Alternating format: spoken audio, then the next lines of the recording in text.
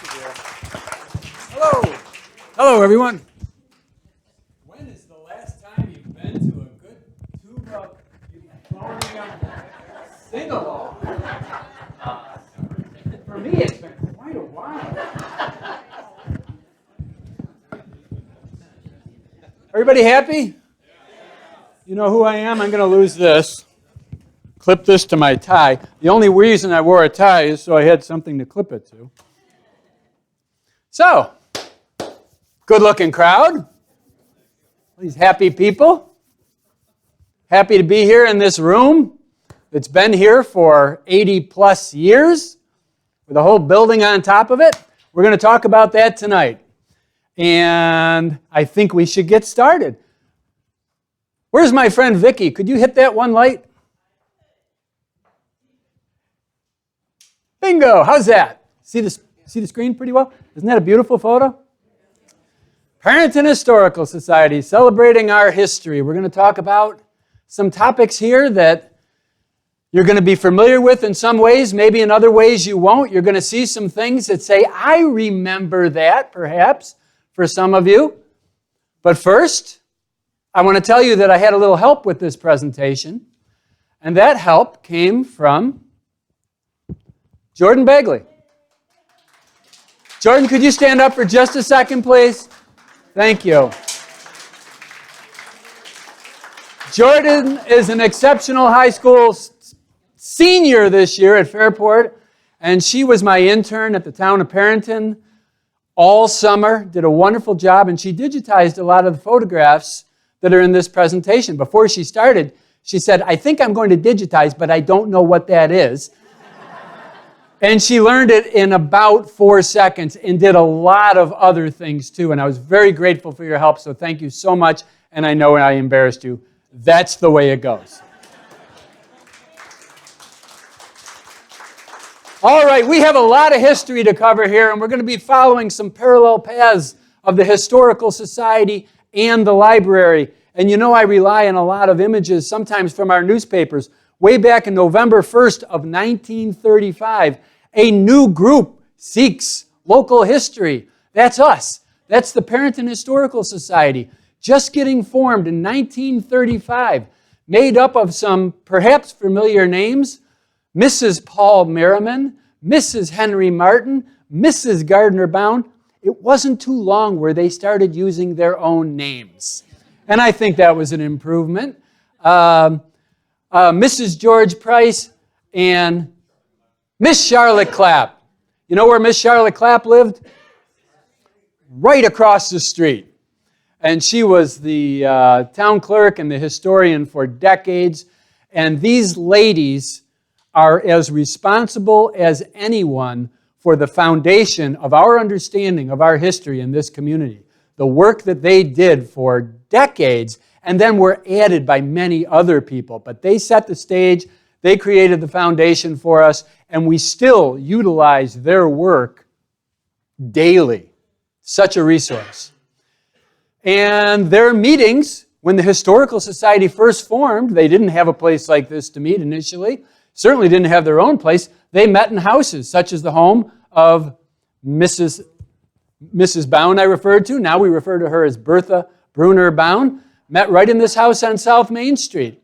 And descriptions in the newspaper, always in our Fairport newspapers, the benefit of a great hometown newspaper. And we had two for a while, the Fairport Herald and the Monroe County Mail.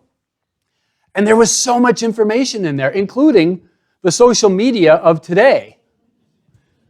But the Historical Society, people were excited that this new group began, and they started acquiring gifts, donations to the Historical Society. They went out to the community and they said, please, if you have artifacts, if you have information, documents, photographs, if you don't know what to do with them, we'd be happy to take them. We still say that today, and we're still adding to our collection. So they met in these homes, and a lot of times I'll try to give you a view. You can see the house today at 127. Looks a lot like it did way back in 1960 when that photograph was taken. One of the first things the Historical Society did is a tour. Now, we have a tour, a house tour coming up at the end of the month. 7 houses, West Avenue, West Street, Woodlawn Avenue, they started out by having a tour. And they really said the beginnings of Township 12 brought forth. That was a way of referring to our area very early on, springing from the Phelps and Gorham land purchase. So they went out into the community, this handful of ladies, and they visited what they considered to be some of the most important spots in the town. And they took their cameras too. And so we benefited from their research and their photos. One of those spots was the grave of Jessie Peron. That lady we met in the outside today, if those of you weren't here, when we had our unveiling, we had a Peron here. Retracing the steps of her ancestors, her great-great-great-great-grandfather was the brother of Jessie Peron. So they went to that cemetery. Now this Center Cemetery, it's called, is right across from Martha Brown School. Kind of up on a hill there. If you've ever been up there, some of the earliest graves are there. The cemetery was actually laid out by the Peron boys, created very early on, cutting away the forests for farmland and for places to build their first log cabins and to create a cemetery. It was an urgent need, really. So it's a great early cemetery. These are the places they went on their house tour. The cemetery. They went around Perinton Center. Now, even this snippet of this map was created by the ladies of the Historical Society in about 1959. And I'm using this little piece of what is an entire kind of a whimsical caricature of our history, where they put lots of facts onto this map that they created. I'm using the corner of Arnold Road and Turk Hill Road, which is Perinton Center, where some of our earliest pioneers landed. So you see names like Slocum, very, very early name. You see a tavern of Isaac Arnold, where some of the first town meetings were held. If you're familiar with the Ellsworth farm right here, well, it wasn't always the Ellsworth farm. There were pioneers before that. So we'll travel just like the ladies did in their 1936 tour. This, anyone recognize it? Weird looking, isn't it? This is from a satellite map. This is where all those trucks and tractors and things are gathered at the corner of Turk Hill and Arnold Road. So this is Arnold Road and this is Turk Hill Road. And you can look at maps for decades, satellite images, early ones, and you'll see this. Now the reason I'm showing you this is because that map that I showed you with Slocum family here indicates an old burial plot. This is an old burial plot, right where all this farm stuff is. Did you know that? There's a cemetery there. And in fact, way back in 1937, it was documented in some research that it was a slave cemetery. Some of our earliest pioneers at that corner came here with slaves or with former slaves who stayed with the families. And as they started to die off, they created this cemetery right in this area here. It is even said that there were stone walls built around it. And also the pioneer families there, they had 10 or 12 kids and they didn't all live to adulthood. So it has been said for a very long time that some of those children were born there. Now, there's no evidence of that cemetery today. Maybe someday we'll get an opportunity to research that further. They certainly have equipment that allows you to do that. And I'm not talking about a shovel. Now here is a house at the southeast corner of Turk Hill and Arnold Road. And that house is still there. This is the little house at the Ellsworth corner. There's like a little ranch house there today, next to where produce is sold. This is the same house, only what's there today is just an itty-bitty piece of it. It was a big house. Now, when you see this green here, and you're going to see more of this, these are photos that were captured by those ladies early in the Historical Society in the 1930s and 1940s, doing the research, writing the information, although this is a much older picture. This is an 1800s image. Here's another image of the same house. And those ladies on the tour, they met Mr. William P. Ellsworth and took this photo. He showed them implements that were on the farm. This hand-hewn axe. He showed them posts that they would make for fences by hand. It was actually said to be the first industry in Perinton, this farm post-making operation. So they learned a lot by visiting the Ellsworth family, the same family that's there today. They went on at the same corner to the old tavern of the Arnold family. And that Arnold Tavern was the site of some of the earliest town meetings. We didn't have a town hall. You met in taverns, maybe someone's house occasionally. If you're familiar with the village, the Millstone Block, the big minty green building by the canal, they had some early town board meetings there. By the way, town board meetings were annual in those days, just once a year. So this was Arnold's Tavern. This photo is from about 1940. It's still there today. Kind of hard to see right now, but it's still there. It's probably pretty close to 200 years old. Is it the one diagonally opposite the Ellsworth farm? Yes, it is diagonally across from the farmhouse that I showed you earlier. Yep. Now, on the northeast corner, this house isn't there anymore. This is where closest to it would be the ambulance property, but they also visited the Seymour Palmer house. And they even gave us maps, these ladies in the Historical Society in the early 1940s. They gave us clues. Check the 1952 or 1852 and 1858 map.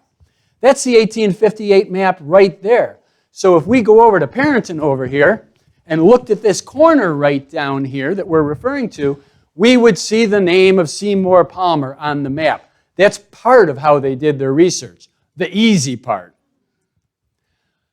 Now they went further east on Aralt Road. Aralt Road to the Aralt Farm, the home of John Aralt and family. I don't know if anyone's ever seen this house before in this room. Big house. The Aralts owned a lot of land going all the way back to the canal. And you can see in the map, 1852, 1858 maps, 1872, owned it for a long, long time. I'm showing you a section of the 1872 map, which shows Aralt right here. Here's the canal up here. Here's this corner that we just talked about. Remember, Palmer, etc. Here's where this house was, where the high school is. And so if you imagine those neighborhoods behind the high school, all that was their farmland. But they had a wooded area back there that was called the woods. And people from the village went on big trips by wagon or by boat, little steamboats, little launches from the village out to picnics in the woods. Then from there they went to Linden Road, which you just keep going east on Aralt, go up over the hill, come down, there's Linden. And this is a very early house that was at that property, actually owned by the Beardsley family early on. So you can see these, by the way, these aren't here anymore. This house is gone. Many of the ones that I'm showing you are gone. Some still survive today. All these are gone. The whole Rolling Woods subdivision on Rolling Hills. Rolling Hills. There won't be a quiz for you or I. Then they went to Mason Road in their 1936 tour to 173 Mason Road. Actually quite a historic home, still there. Looks a little bit more like this today, so fundamentally looks the same on the outside at a glance. And this was the home of Gideon Ramsdell, and it is said to be the first house that was painted in Perinton. Now, sometimes I'm skeptical. We're relying on the fact that somebody said something once in 1840. And we historians just keep repeating this stuff. And now I have to you. Said to be the first painted house, but there is a strong sense that it was on the Underground Railroad. It's a big house. By the way, it just hit the market. Just hit the market. Four apartment, 4-family place. Maybe one of you will buy it and bring it back to its former glory. Somebody report back in a month, maybe. Then they went to Staples Tavern on Route 31, Pittsford-Palmyra Road, the old Stagecoach Road. And this was a Stagecoach Inn. Does anyone remember this place? Because it is gone. But you remember, hasn't been all that many decades. It was a Stagecoach Inn. Now, there's a danger sign in the photograph. You see how close it is to the road. And very close to the road. And once, the road doesn't move back, it gets even closer, right? So at some point, it was determined to take this place down.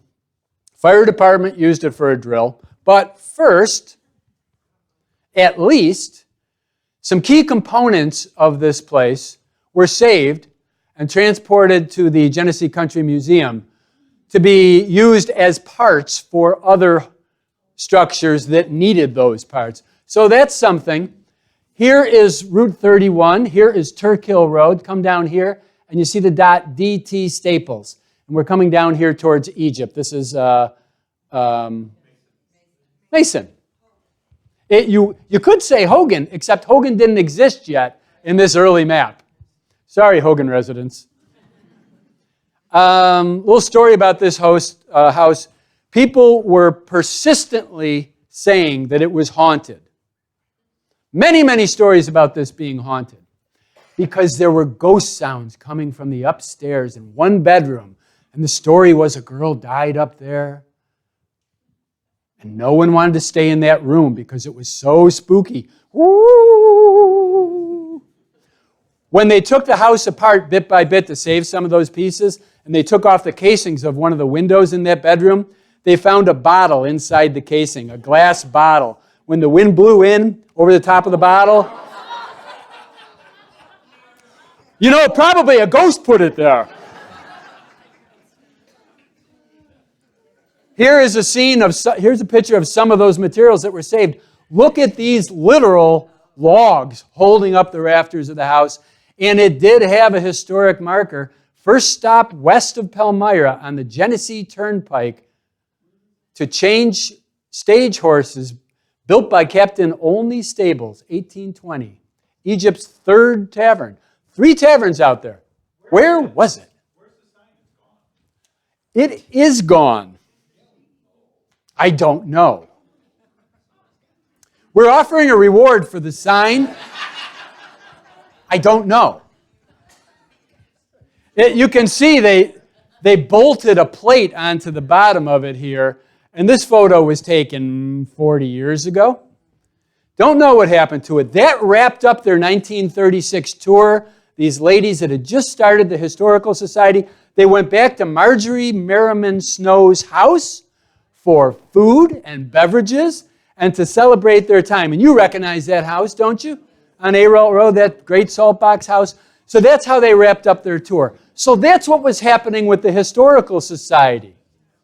In the meantime, over at 18 Peron Street, a rambling little house, well, the front's little, but they kept adding on to it. Every time they had a baby, they put another room on. So you can see this house in the 1872 map. You can't see it before that because Peron Street doesn't show up on the maps until 1872. My research tells me that the longer it was there, the more the names of the people lived there changed. And it became a rental property for a while. And if you look, even in this photo from the, I would say, mid-1930s, you'll note a fence over here. A tall fence. That tall fence is next to a path that leads to the athletic field behind this little building. Because just like the West Avenue High School that's behind us right here, before that, the high school on West Church Street, its predecessor, shared the same land for athletic fields.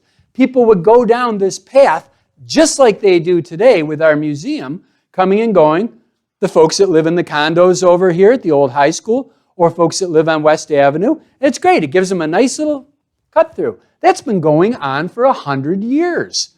That path has been there for 100 years. The other thing that would happen, we have a little chain link fence behind the museum here. Well, football games were played back there for decades and decades. And people brought ladders, and we have photographs of them up on ladders, up on top of the fence. They attached a scoreboard to the back of a barn here on Peron Street, and you could see a couple of hundred people lined up along the fence to watch the football game. Isn't that cool? So this little house, that little house served briefly for a while as the Fairport Library. But at one time, we were in line to get our own Carnegie Library. Now, do you know what a Carnegie Library is? That's the Carnegie Foundation back in the early 1900s that donated and provided millions of dollars for municipal libraries and many other buildings. And we were going to get one, and we didn't. And if you want to know more about it, look up this histogram, because I'm not going to go into that whole story. This is not us. This is not it. This is another Carnegie Library down in Wyoming County. We were in line to get one. I'll just tell you in a snapshot. And then the village community fought about where to put it. Everybody had a different idea where to put it. A whole lot was even donated over on the north side of the village.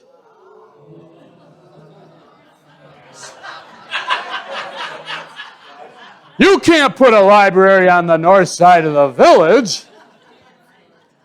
Well, it wasn't pretty. And so they turned down a free lot, and then they said, well, we can put it on 18 Peron Street because the school district already owns the little house at this time. Oh, perfect. People didn't like this either because it wasn't prestigious enough lot. They wanted it on Main Street or Church Street. Finally, Mr. Carnegie said, sorry, we're moving on. If you want to know more, read the article. So, years later, we started to have construction, survey crews, because finally, the little house that held our library right here at this spot was busting at the seams. And it was pretty run down. So some of the money that had been allocated for a library for years from the Cerdo company and their management was allocated for our new library.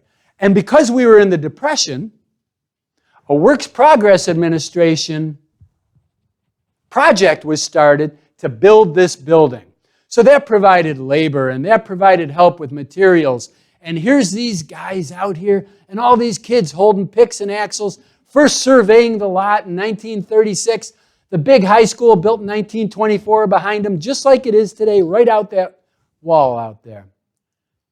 And construction began. And here we are building this building right here. This corner right here is right there, that corner. You are sitting right there. Construction began, and it continued, and it's really starting to take shape, isn't it?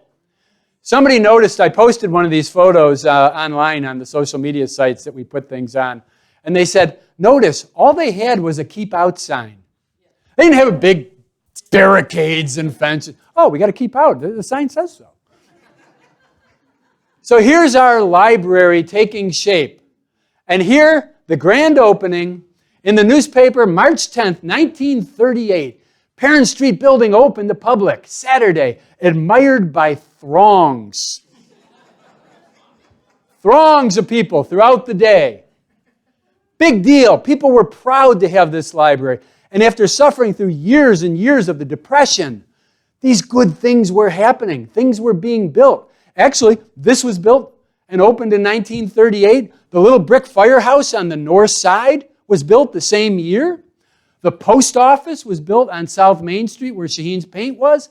Same year. All these things were happening. That must have made people feel pretty good.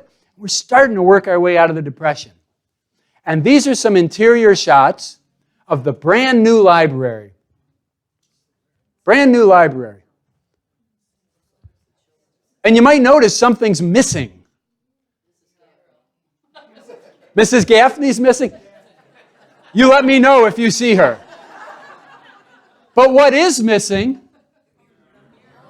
The Carl Peters mural. When the library first opened, the Carl Peters mural was not there. Here's another image, the back room where our gift shop is today. Isn't it beautiful? Beautiful old lamps. Do you remember this? None of you go back this far. So these photos were taken right after the library opened. And then a process started, also through the WPA, to find an artist to paint this mural.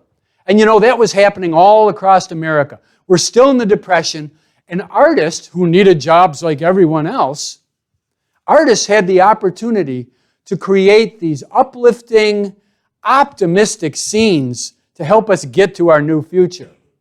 And artists would submit their plan, their idea for a mural. There'd be some guidance. There'd be a local committee that said, well, this is what we really want to try to get across to people. Now you submit maybe your sketches. Here's Carl's sketch. This is his actual sketch for that mural. And it's pretty true to what we have up there on the wall today. And I think we're all fortunate that they picked the hometown guy. And we got a Carl Peters mural that some people call his great masterpiece. If you're not that familiar with Carl Peters, his paintings are in the National Museum of Art at the Smithsonian in Washington, D.C. He was a big-time artist, 1897 to 1980. Modest, quiet, unassuming, poor, because sometimes he would look at the buyer and say, I don't think so. I'm going to hold out for a better buyer. Someone I think will give my painting a better home.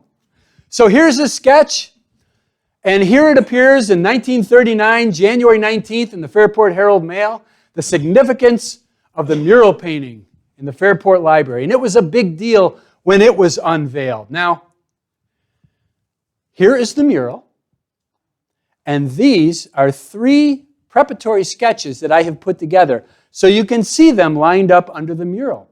These were sketches that Carl did as he was working out his idea, his plan. I mean, this is a big, long mural. This is different than painting an easel painting. And so you can really see his effort. This is not a sunset. I don't know when Doritos were invented, but these particular sketches are in the collection of the Memorial Art Gallery, and I saw the originals. They're big. They let me photograph them. That's where these came from. And it is literally, this is a chip with the grease around it. That's what that is. And I'm glad it's there. Here's the finished painting in its position just after, well, this is the same picture, by the way, that was in the newspaper. See, we're so fortunate here that when newspaper pictures were taken, the originals often wound up in our collection here.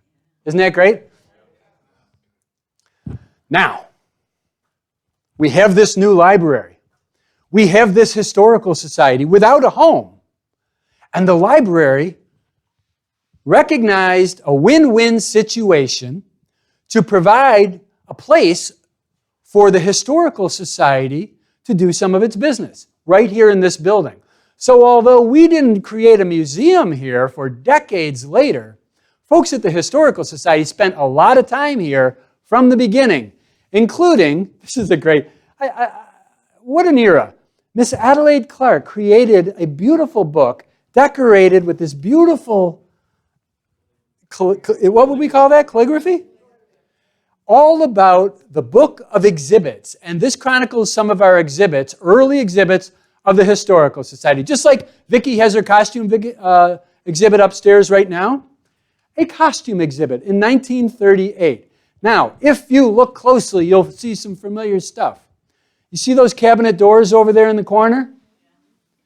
In the photo, they are open. That's what we're looking at. That doorway to the back room is right here. It never occurred to us to open those up and use it for display purposes. So, same tile floor under this rug. This is this room. This room was used for so many different activities, including often loaned out to the Historical Society. Same exhibit, another part of this room. In fact, Not sure where it is, but it's here in this room. Is it this wall right here? Maybe it is this wall right here, and that's that doorway. Here's another one, and this one, I think from those two windows and this little jut out in the corner, we can safely say is back there. All these costume exhibits in 1938. And you recognize where we are right here? That doorway, the door to the kitchen. Now, this is kind of funny. You see those two little columns there? Look what I found.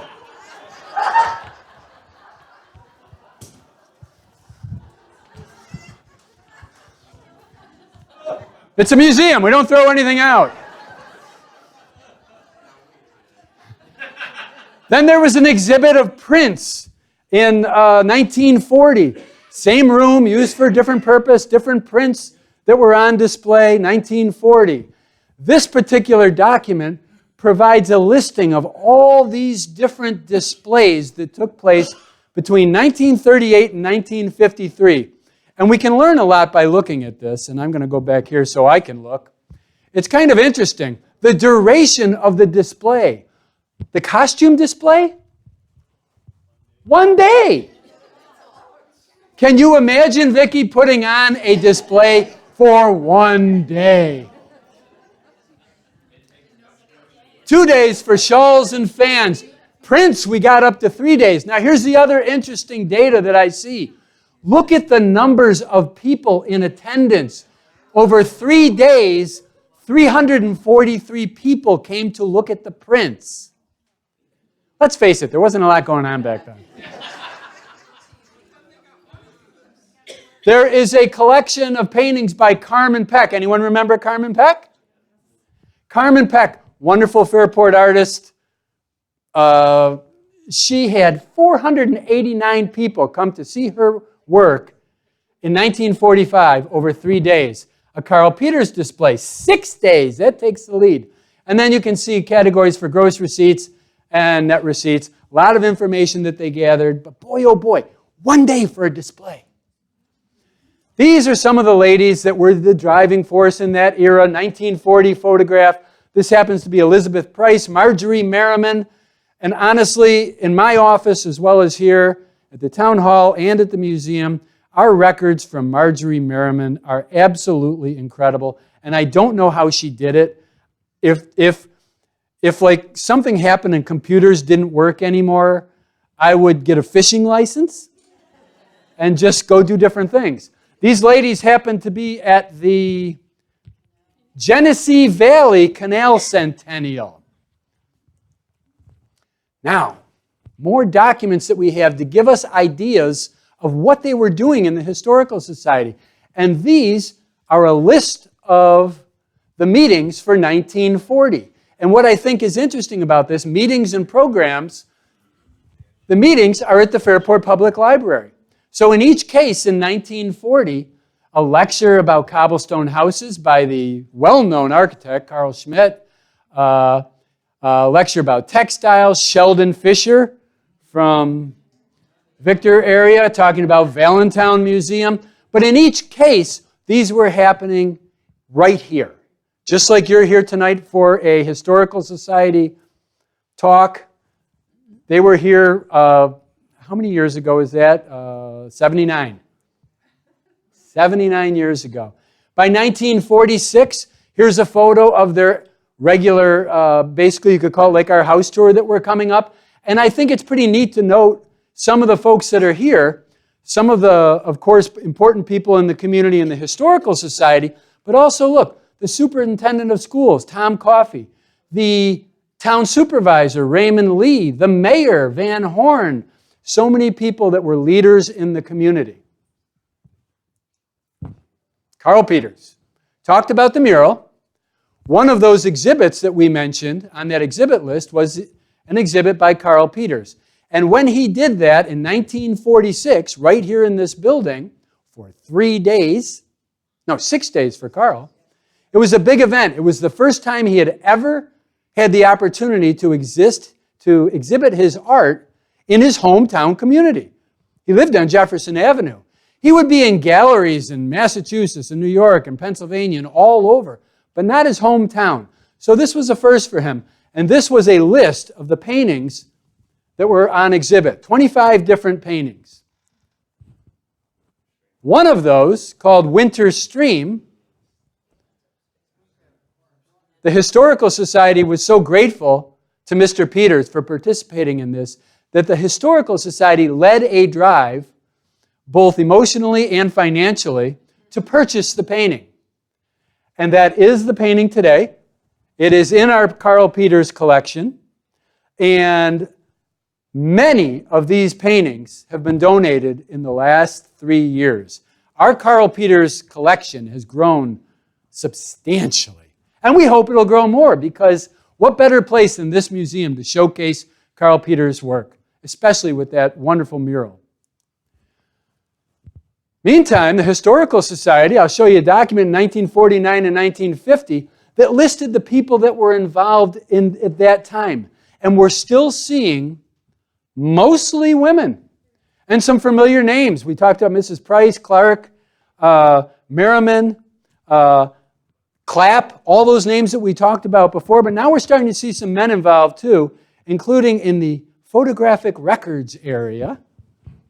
And we also see Mr. Albert Hupp up here in the programs area. And of course, Hupp ran Hupp Motors. He was a pharmacist before that. But he wrote a lot of the histories that we have within our archives here.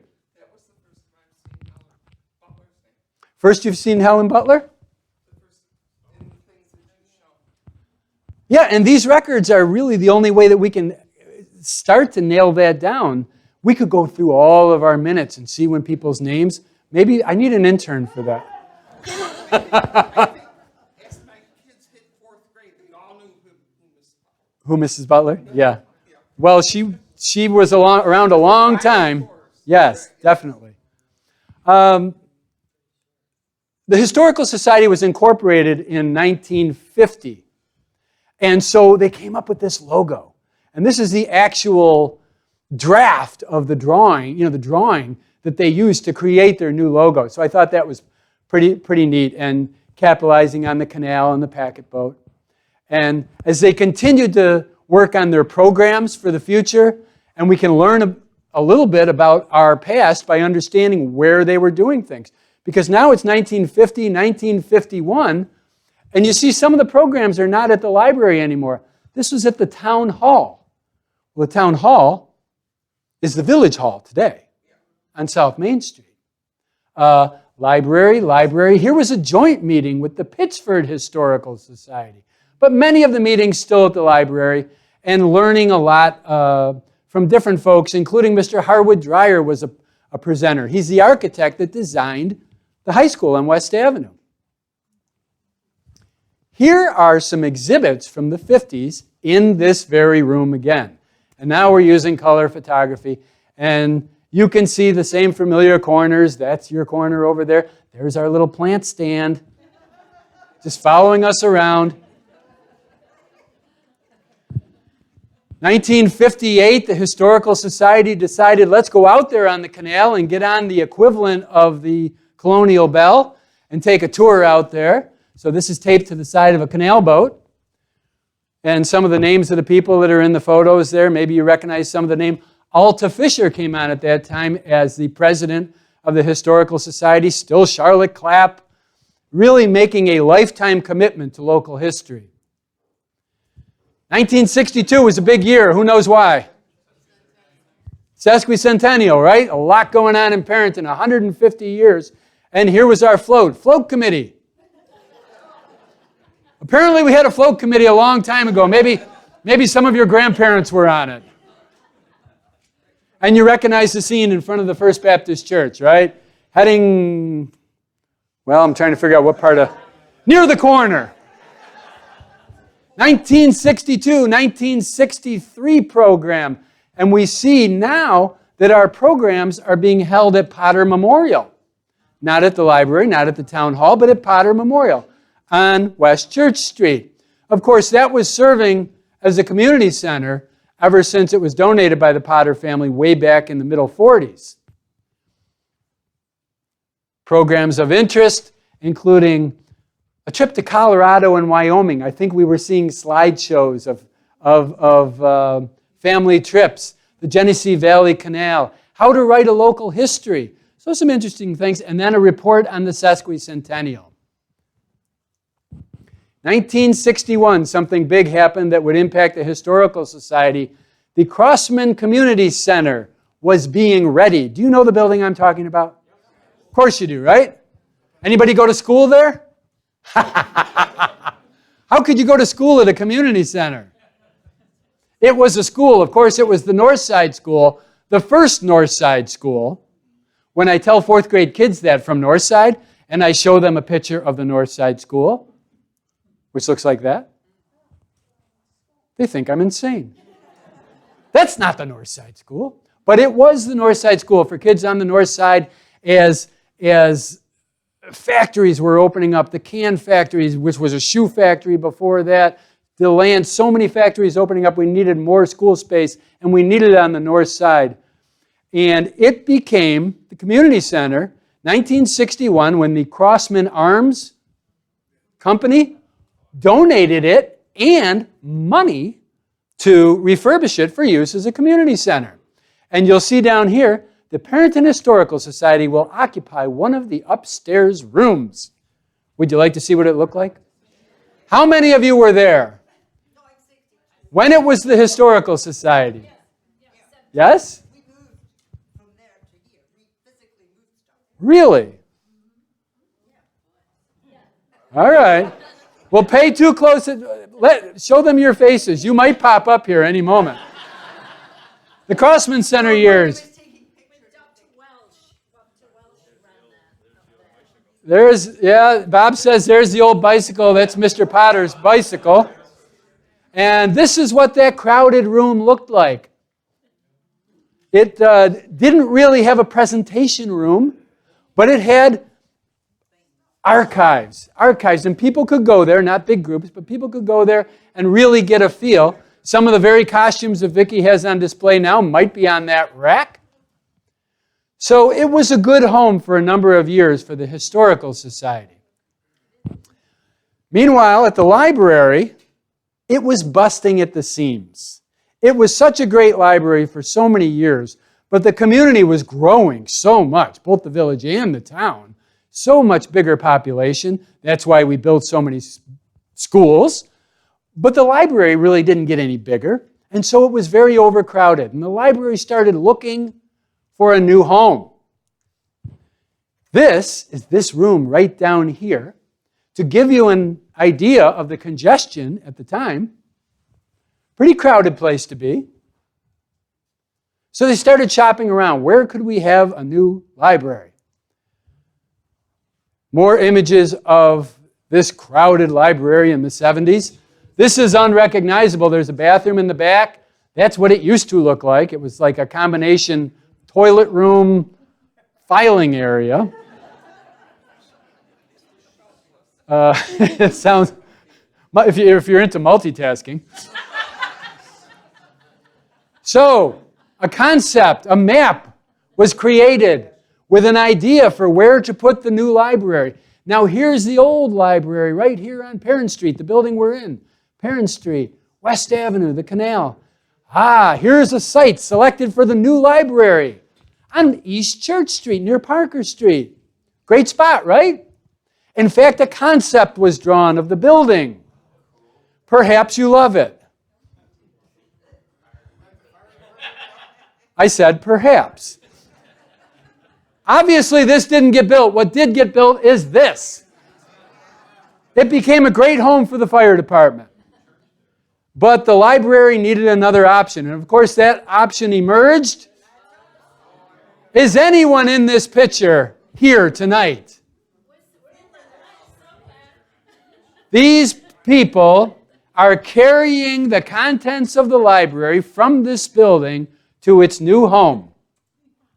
I have spoken to people as recently as today that did this. I posted this picture on our internet social media spots, and people immediately responded, including the editor of the Democrat and Chronicle who grew up in Fairport and said, I was one of those kids.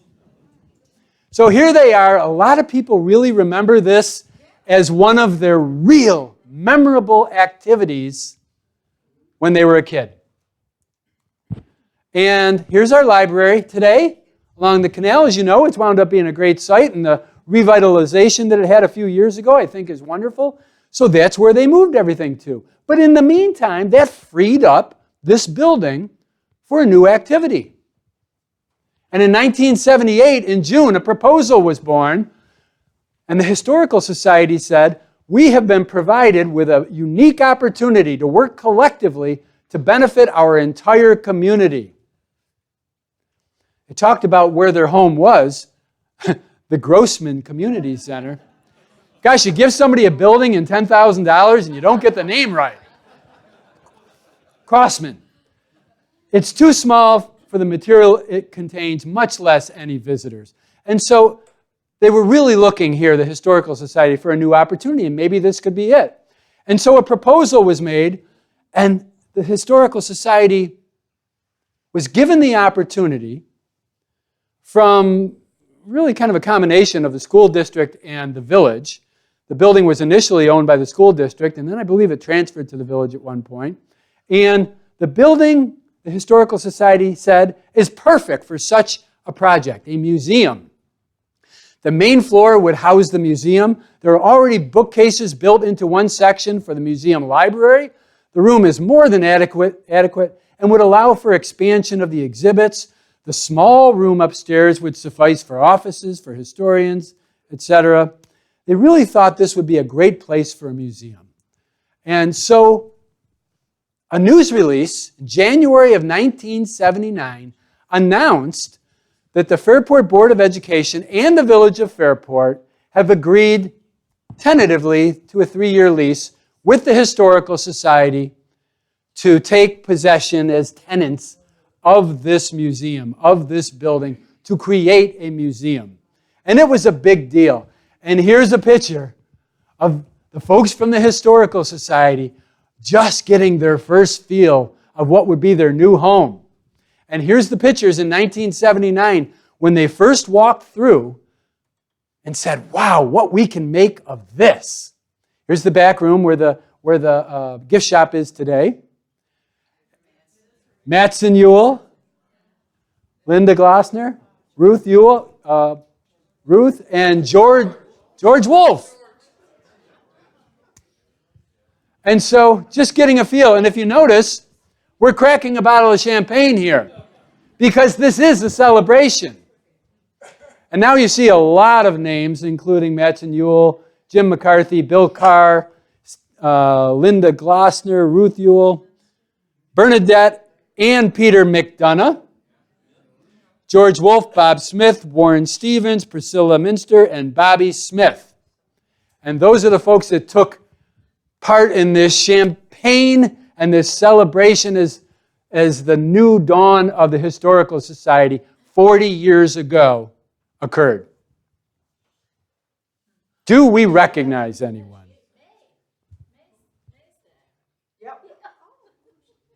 Mae Thompson, Tricia McDonough, Bernadette McDonough, Ann Johnston, and David Gloss.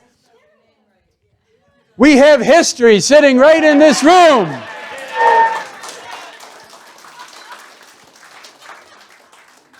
Right here. Was that an energizing experience? Was there champagne involved for you? No, we got no champagne. No champagne. I cleaned the toilets in the bathroom in the dirty But we sinks. were a lot slimmer and younger. Well, then that's okay. And so it was a big fun deal. Wasn't that exciting? And here's the mayor out there, McDonough, helping in the event. And here is a ribbon cutting in June of 1979. And a lot of folks involved, even a congressman, Frank Horton.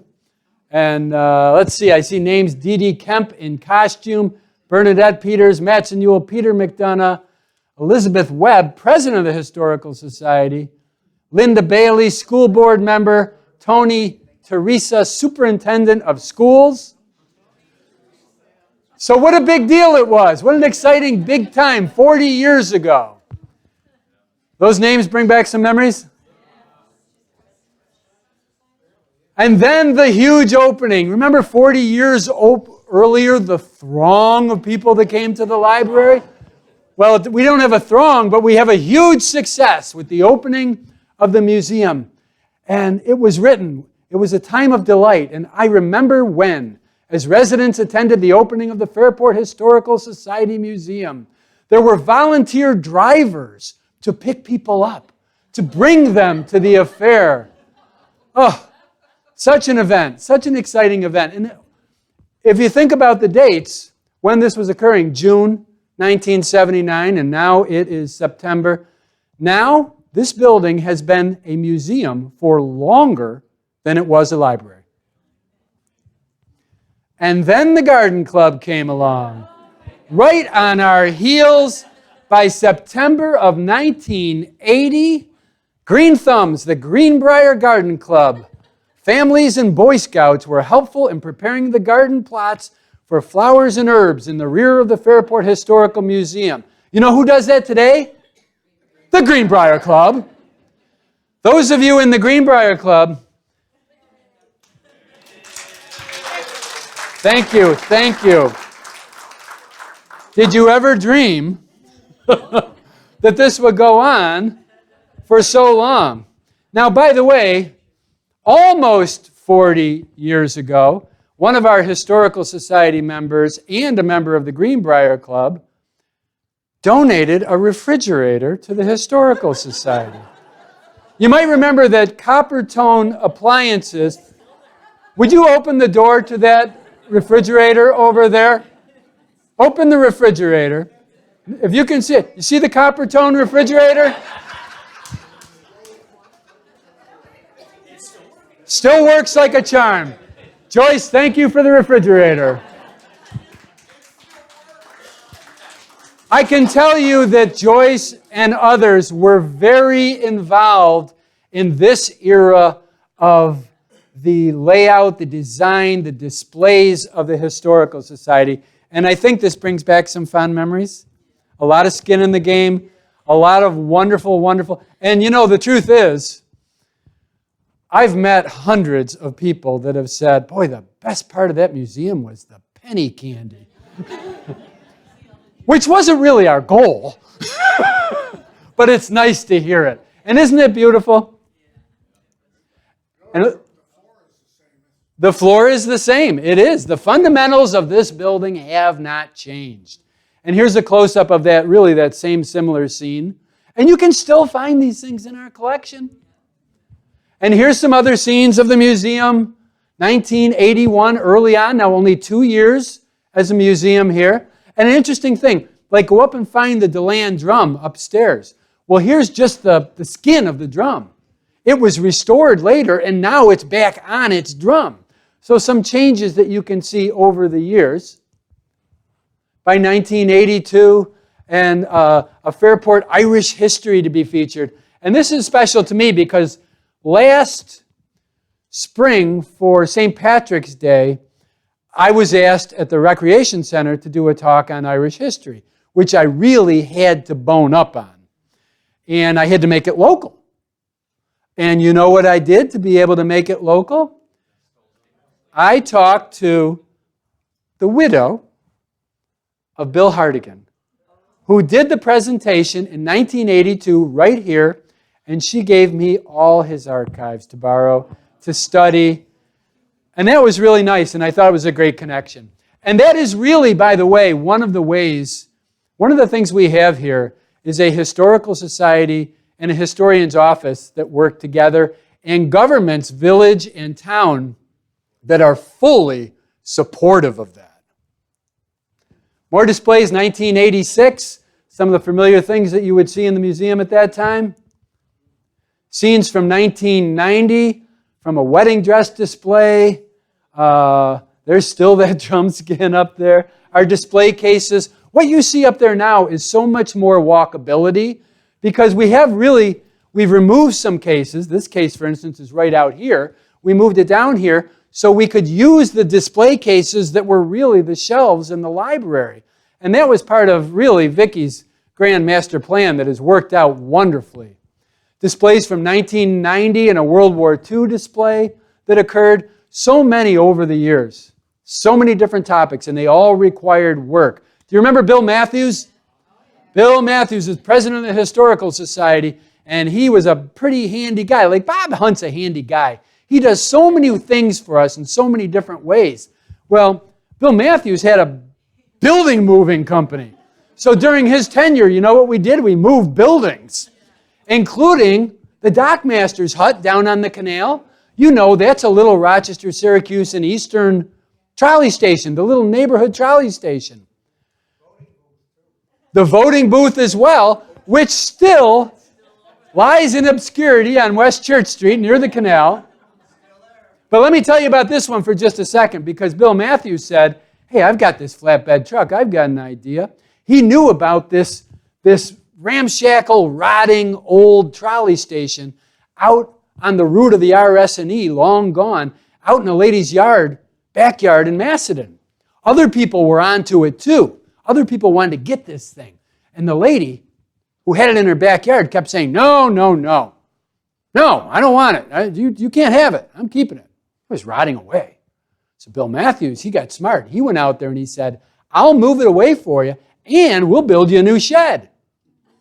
Oh, she jumped on that.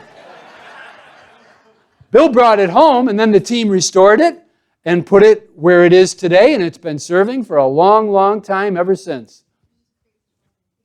Ruth Ewell and Helen Matthews, ladies that were so involved in the Historical Society in that era of the 90s and before and after.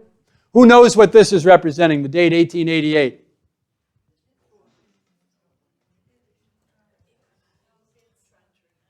Anybody? Presented by the ladies of Fairport.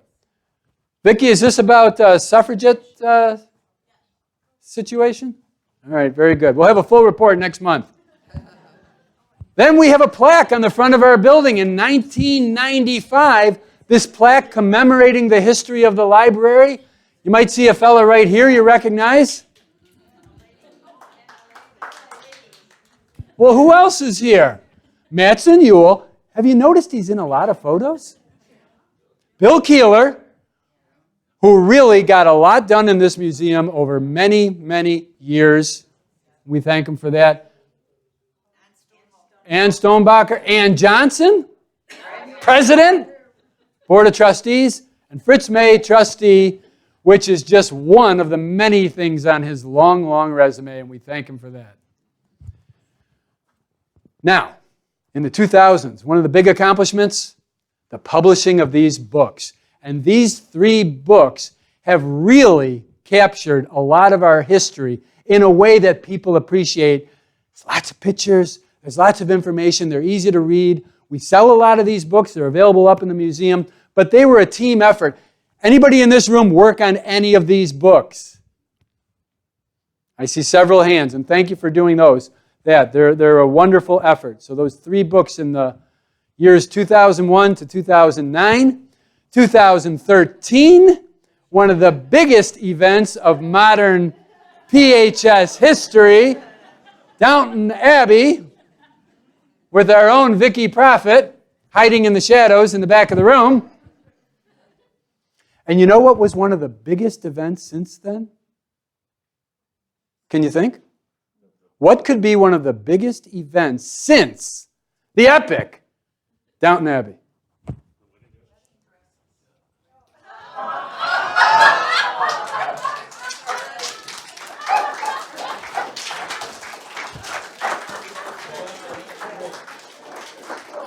And you know, if you have a cake, it's a big event. Many of you didn't see the cake in its entirety, but that's what it looked like. Thank you all so much for coming, but before we go, I want to thank so many of our volunteers in so many different ways. The Historical Society, the Board of Executives, the trustees, we thank so many people that are involved. The house tours, the festivals, Canal Days, we have a booth.